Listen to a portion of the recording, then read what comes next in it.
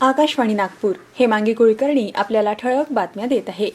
पंतप्रधान नरेंद्र मोदी उद्या व्हिएतनामचे पंतप्रधान गुएन युआन फुक यांच्या समवेत आभासी शिखर परिषदेत सहभागी होणार आहेत. या बैठकीत दोन्ही नेते परस्पर प्रादेशिक आणि जागतिक विषयांवर सविस्तर चर्चा करतील आणि भविष्यात भारत व्हिएतनाम व्यापक रणनीतिक भागीदारी पुढे नेण्यासाठी विचारविमर्श करतील.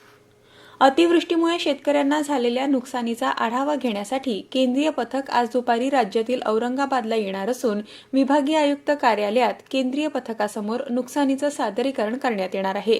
21 ते 26 डिसेंबर दरम्यान महाराष्ट्रातील अनेक भागांचा दौरा हे केंद्रीय पथक करणार आहे. यात विदर्भातील नागपूर, गडचिरोली, चंद्रपूर आणि भंडारा या जिल्ह्यांचाही समावेश आहे. गृहमंत्री अमित शाह आज पश्चिम बंगालमधील बीरभूम इथं रोड शो घेतील. शाह बोलपूर इथे शांतिनिकेतन इथल्या विश्वभारती विद्यापीठाला भेट देतील आणि गुरुदेव रवींद्रनाथ टागोर यांना आदरांजली अर्पण करतील. गृहमंत्री विद्यापीठाच्या मेळाव्यात सुद्धा भाषण करणार आहेत.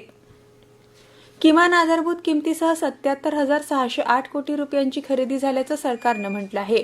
यामुळे चालू खरीप हंगामात सुमारे 48,28,000 शेतकऱ्यांना खरेदीचा फायदा झाला आहे. कृषी मंत्रालयानं नमूद केलं आहे की पंजाब, हरियाणा, उत्तर प्रदेश, तेलंगणा, उत्तराखंड, तामिळनाडू, चंदीगड, जम्मू काश्मीर, केरळ, गुजरात, आंध्र प्रदेश, छत्तीसगड, ओडिशा, मध्य प्रदेश, महाराष्ट्र आणि बिहारमधून 411 लाख टनांपेक्षा जास्त धान खरेदी करण्यात आली आहे. देशातील कोविडचे रुग्ण बरे होण्याचा दर सुधारून 95.46% इतका झाला आहे.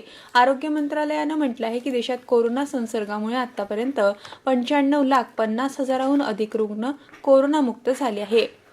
33 राज्य आणि केंद्रशासित प्रदेशांमध्ये कोविड-19च्या रुग्णांची संख्या 20,000पेक्षा कमी असल्याचं सरकारनं म्हटलं आहे. आरोग्य मंत्रालयानं ट्विटमध्ये म्हटलं आहे की देशातील एकूण उपचाराधीन रुग्णांपैकी 40% रुग्ण हे केरळ आणि महाराष्ट्रात आहे.